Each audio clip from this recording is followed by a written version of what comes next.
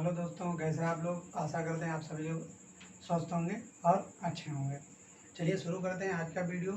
ठीक है, आज का हमारा टॉपिक है विदेशियों का विवरण। हिस्ट्री के जैसे कि आप पिछले पार्ट्स में आप लोग देख चुके हैं, वेदों के बारे में देख चुके हैं, उपनिषद, वेदांग, मनुस्मृति, इन सब के बारे में, पुराणों के बारे में देख चुके हैं। इसका अगला जो है आपका विदेशियों का विवरण। जो भी विदेशी हमारे यहाँ आए तो उन्होंने भी जो है कुछ न कुछ लिखा हम भारत के बारे में, और वह विदेशी बहुत ही ज़्यादा इम्पोर्टेंट है और बहुत सारे एग्जाम्स में पूछे जाते हैं। तो देखते हैं क्या है। तो सबसे पहले हम जानते हैं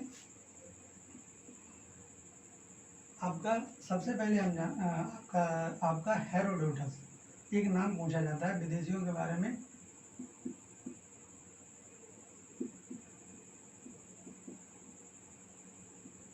हेरोडोटस, ठीक है। हेरोडोटस को क्या कहा जाता है? इतिहास का पिता।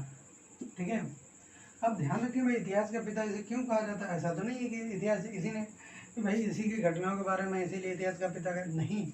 आपका इसने सबसे पहले जो है इतिहास की घटनाओं को लिखना प्रारंभ किया था। जो आपकी जो युद्ध होते थे उनका लिखना शुरू किया, और जो भी रचनाएं थी इन्होंने लिखा, इसीलिए इसको क्या कहा जाता है?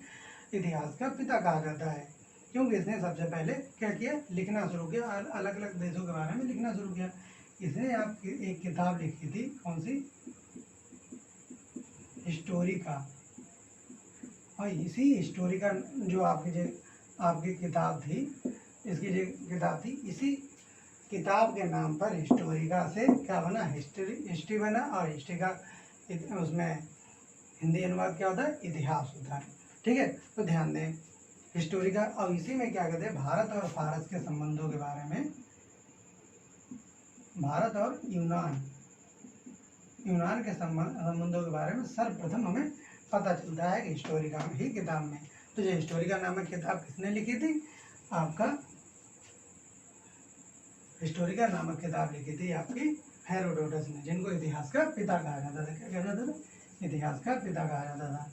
आगे चलते हैं, अगले कौन है? टेरियस, इन्हीं के समकालीन। ठीक है, टेरियस का नाम जो है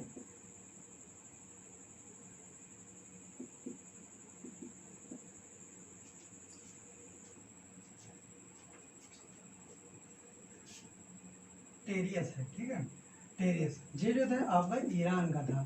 कहाँ का था? ईरान का राजवैद्य। क्या था आपका? ईरान का राजवैद्य था। और इसने क्या किया था? इसने भारत सर्वप्रथम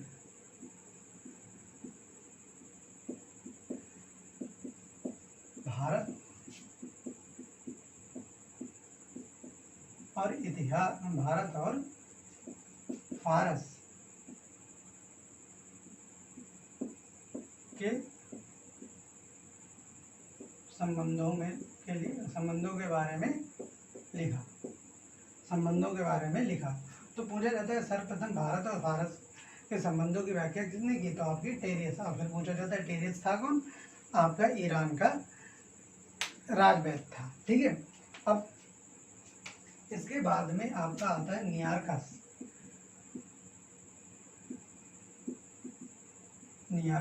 ये जो है सिकंदर के समकालीन था।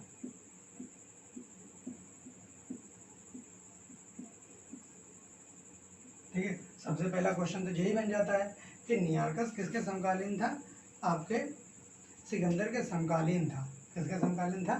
सिकंदर के समकालीन। और इसने क्या किया था? सिकंदर के युद्धों के बारे में बताया था।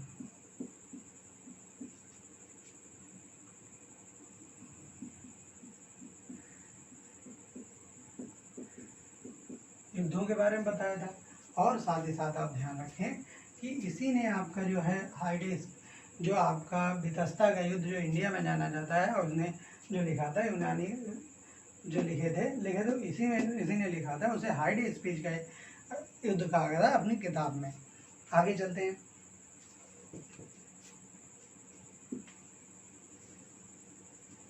अगला कौन है? अगला आपका जो लेखक है वो है आपका मेगास्थनीज। बहुत ही ज़्यादा फेमस इसका नाम है।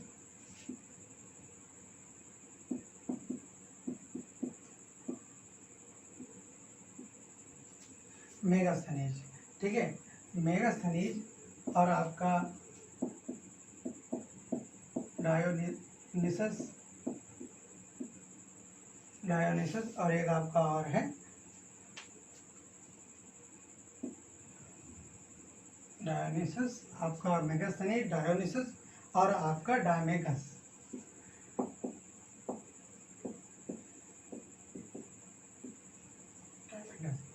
ये जो है आपके तीन, जो तीन के तीनों किसमें आए थे, आपके मौर्य वंश में आए थे, ठीक है। अगर हम इसके बारे में कहें तो सेल्यूकस निकेटर का राजदूत था, क्या था, सेल्यूकस निकेटर का राजदूत था। नंबर 2 किसके काल में आया था, चंद्रगुप्त मौर्य के काल में आया था, चंद्रगुप्त मौर्य के काल में आया था। नंबर 3 इसने इंडिका नामक किताब लिखी और मध्य प्रदेश को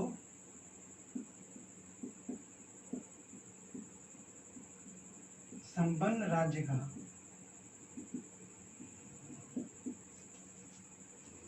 मध्य प्रदेश को क्या कहा, एक संपन्न राज्य का। तो मेगास्थनीज से कितने क्वेश्चंस आते हैं, सेल्यूकस निकेटर क्या सबसे पहले कि मौर्य वंश में आया था, सेल्यूकस निकेटर का राजदूत था, चंद्रगुप्त मौर्य में के शासनकाल में भारत आया था और इंडिका नामक किताब लिखी, इंडिका नामक आपकी क्या लिखी, किताब लिखी इसने,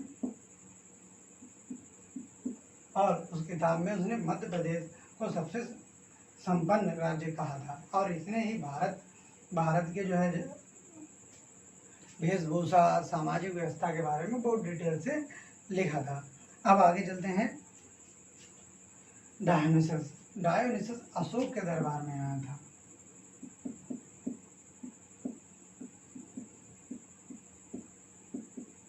अशोक के, ठीक है, डायोनिसस किसमें आया था, अशोक के दरबार में भारत में आया था। और कहाँ का रहने वाला था जी, मिस्र का रहने वाला था। कहाँ का रहने वाला था, मिस्र। और आपका टालमी फिलाडेल्फस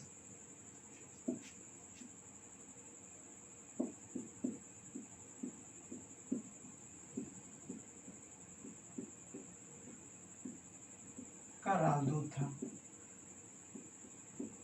ठीक है। टालमी फिलाडेल्फस का क्या था, राजदूत था। अब आते हैं डायमेगस पे, ठीक है। डायमेगस जो था आपका सीरियन नरेश, जो आपका सीरियन नरेश, आपका अंतियोकस, सीरियन नरेश जो है अंतियोकस,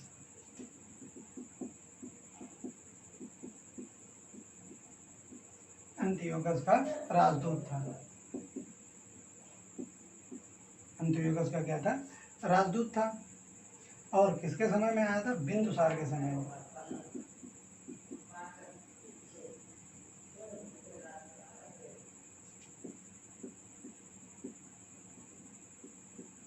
बिंदुसार के समय में भारत में आया था। तो ध्यान दें, आपका मेगास्थनीज सेल्यूकस निकेटर का राजदूत था, चंद्रगुप्त मौर्य के शासनकाल में आया, इंडिका किताब लिखी, अब मध्य प्रदेश को संपन्न राज्य कहा, अब भारत के सामाजिक व्यवस्था पर प्रकाश डाला। डायोनिसस मिस्र का रहने वाला था, टालमी फिलाडेल्फस का राजदूत था और अशोक के दरबार में आया था। और डायमेगस सीरियन था, ठीक है, सीरियन नरेश अंतियोकस का राजदूत था, अब बिंदुसार के शासनकाल में भारत आया था। तो ये तो हो गए आपके विदेशियों का विवरण, ठीक है। अगला विदेशी, तो ये तो ऐसे थे जो आपके यूनान साइड वगैरह से आए थे, यानी पश्चिम से आए थे। तो भाई कुछ पूरब से भी आए थे, कुछ जो थे पूरब से भी आए थे, उनको भी देख लेते हैं। तो कौन कौन है पूरब वाले,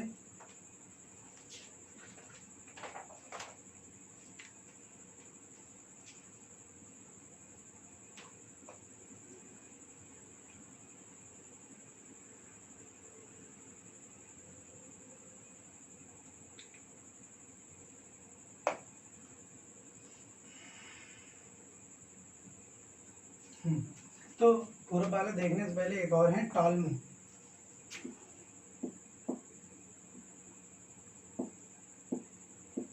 कौन है? टॉलमी। अब क्या है, इन्होंने एक किताब लिखी थी आपकी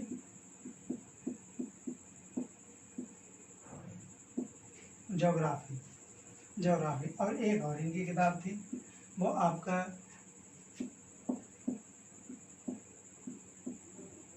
Pericles of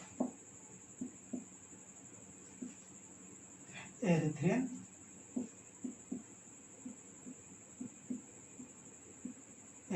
C. Periplus of Erythraean Sea जो किसने किताब लिखी थी? आपके टॉलमी ने लिखी थी। तो ये इनकी आपकी किताब ही सबसे ज़्यादा पूछी जाती है। इन्होंने जो है भारत के ज्योग्राफिकल स्ट्रक्चर के बारे में इन्होंने बताया था। अब एक और है आपके पिल्लिंग।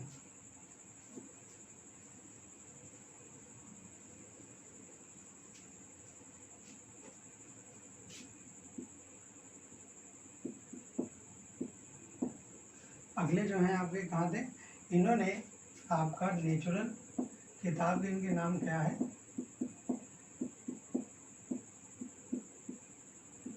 Natural Historica.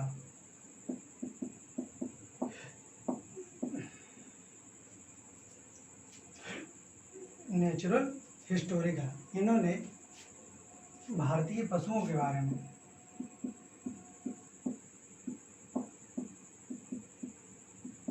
पशुओं और पौधों के बारे में लिखा। ठीक है, यही क्वेश्चन अभी पूछा गया था कि नेचुरल हिस्टोरिका में पिल्ली ने सबसे अधिक भारत में किस चीज़ के बारे में लिखा? तो भारतीय पशुओं और पौधों के बारे में लिखा। अब चलते हैं आगे विदेशियों के विवरण में। जी वो मैं लेखक विदेशी विवरण आपको मैं बता रहा हूँ जो कि आप तो अभी तक एग्जाम में पूछे गए हैं। अब आप कहते हैं चीनी यात्री।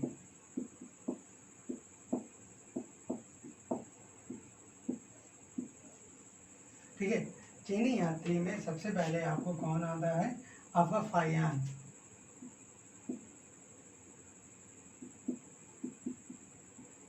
फाहियान आते हैं। ये कौन सी सेंचुरी में आता है?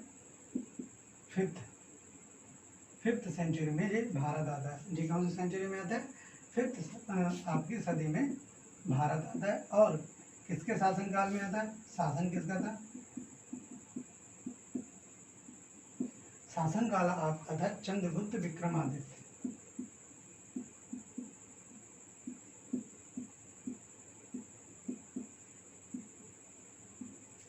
चंद्रगुप्त विक्रमादित्य के समय भारत में आया फाहियान। ठीक है, तो सबसे ज्यादा यही क्वेश्चन पूछा था, फाहियान जो है किसके शासनकाल में आया? चंद्रगुप्त विक्रमादित्य। और किस काम के लिए आया?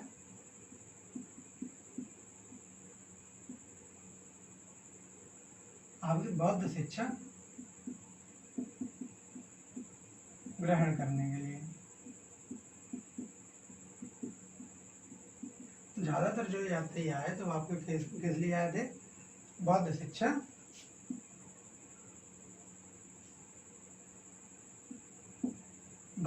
ग्रहण करने के लिए भारत आए थे। दूसरे कौन थे?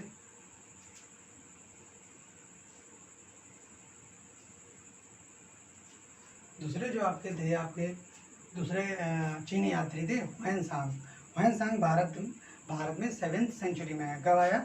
7th सेंचुरी में आया। किसके काल में? हर्षवर्धन के काल में आया। तो देख लेते भाई इनका। अगले विदेशी यात्री चीनी यात्री कौन थे?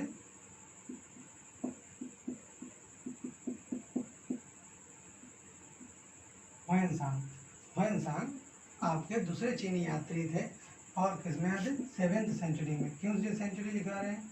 क्योंकि क्रम से लगाने के लिए आपके आ जाते हैं। 7th सेंचुरी में आए थे और सबसे पहले आपका इनका किसमें? हर्षवर्धन के काल में आए थे।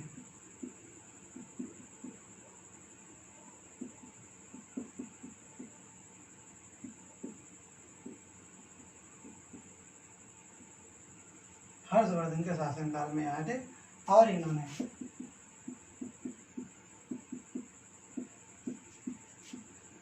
नालंदा विश्वविद्यालय में शिक्षा ग्रहण की।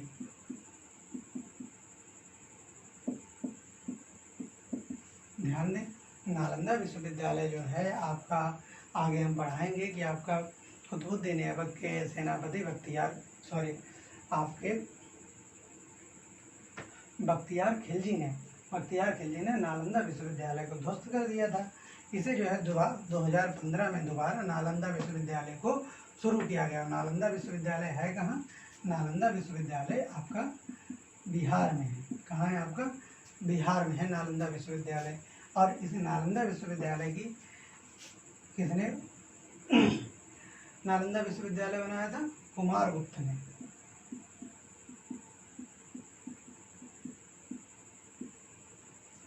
कुमारगुप्त ने क्या जो है आपका जो इस विश्वविद्यालय की स्थापना की थी। इसने जो एक किताब लिखी है, ठीक है, आपकी ह्वेनसांग की एक किताब थी, CU की, चाइनीज थे तो ऐसे ही लिखेंगे, ठीक है। तो CU की नामक किताब लिखी थी जिसमें भारत के बारे में इसने बताया था। और ये यहाँ पे बहुत दिन रुका था, यानी 14 वर्ष तक यहाँ पर रुका था यहाँ पे भारत में और अध्ययन का। और इसको ध्यान रखें, इसको एक और नाम से जानते हैं आपका प्रिंस ऑफ पिलग्रिम्स। इसको क्या कहते हैं? प्रिंस ऑफ पिलग्रिम्स भी कहा जाता है। इसको क्या कहता है? प्रिंस ऑफ पिलग्रिम्स, यानी पिलग्रिम्स जो आपकी तीर्थ यात्रा है, इसको प्रिंस ऑफ पिलग्रिम्स भी कहा जाता है।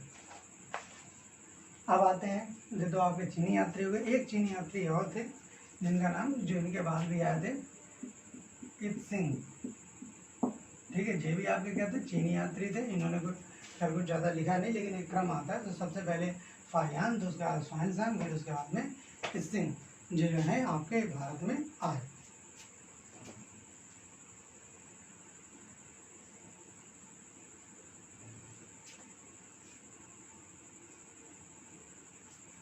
अब चलते हैं आगे।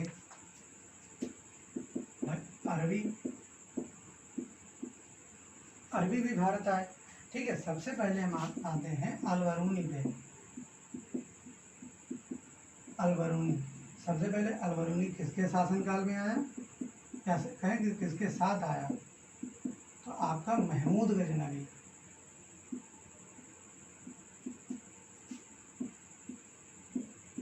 महमूद गजनवी के साथ जो है ये भारत आया। और इसने बहुत इंपॉर्टेंट किताब लिखी,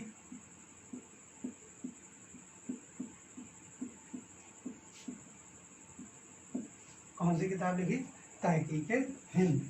कौन सी किताब लिखी? तहकीके हिंद। इसको आपको एक और नाम से भी जाना जाता है, किताबुल हिंद। इस नाम से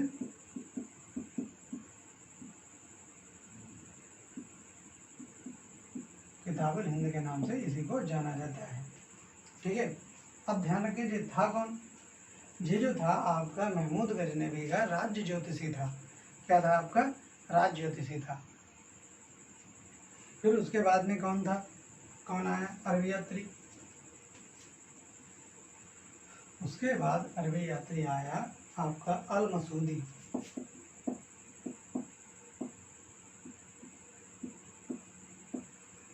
अल मसूदी, ठीक है। ये जो आया आपका राष्ट्रकूट और प्रतिहार शासकों के काल में आया। किसके काल में आया? प्रतिहार शासकों।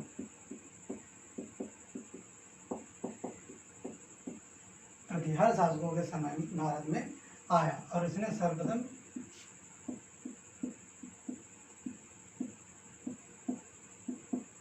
भारतीय जलवायु को बताया। किसी भारतीय जलवायु को इसने के बारे में बताया।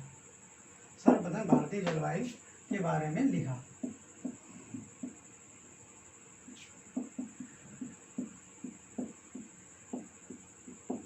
ठीक है। इसी तरीके से आपका एक और यात्री हैं आपके इब्ने बतूता।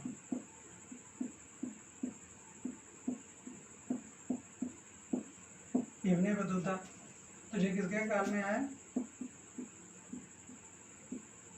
मोहम्मद बिन तुगलक के समय में भारत आया। और जो है आपको जी कौन था, आप जी आपको शाही काजी बनाया गया था, यानी दिल्ली का 8 वर्ष तक इसको काजी बनाया गया था। तो ये थे आपके अरबी यात्री बकाया, जो जिसके काल में आए थे, उन्होंने क्या क्या लिखा था उस समय में जब हम पढ़ेंगे तो आपका उसके बारे में दोबारा से फिर बताएंगे। ठीक है, हमारी कोशिश ये रहती है कि छोटे से छोटे वीडियो में आपके जो है ज़्यादा से ज़्यादा नॉलेज प्रोवाइड कराया जाए। अगर कोई फैक्ट आपको जो है आप चेक करें, आपको याद हो कि अगर गलत है तो अब मैंने आपको बताया इससे पहले भी कि आप हमारे व्हाट्सएप नंबर पर मुझे मैसेज कर सकते हैं, और उसे जो है अगर वो सही आप सही बता रहे हैं तो उसे मैं चेक करके दोबारा आपको वीडियो में बता दूंगा। ठीक है, तो ऐसा नहीं है कि आपका जो मैंने आपको बता दिया वो 100% आपका सही हो सकता है। ठीक है, कभी कभी आपका स्लिप ऑफ टंग की वजह से जो है कोई ऐसी बात भी निकल सकती है जो आपकी गलत हो सकती है। ठीक है, तो अगर आपको ऐसा कुछ डाउट हो तो आप हमारे इस नंबर व्हाट्सएप नंबर पर मैसेज कर सकते हैं। और ज़्यादा से ज़्यादा भाई आप वीडियो को शेयर करें और सब्सक्राइबर बढ़वाएं, जिससे कि जो है आपको आगे चल के लाइव क्लास दी जा सके। ठीक है, क्योंकि अभी तक भाई ज़्यादातर देखा गया तो एजुकेशन वीडियो को कम से कम लोग शेयर करते हैं, और जो भी इंटरटेनमेंट वीडियो है उसको तो कोई शेयर हो ही जाता है, लेकिन आप लोग जो है खुद भी पढ़ें और जो भी आपके साथी हों उनको भी वीडियो शेयर करें और उनसे भी जुड़ने के लिए इनवाइट करें। ठीक है, चलिए अगले वीडियो में मिलते हैं और आप लोग पढ़ते रहें।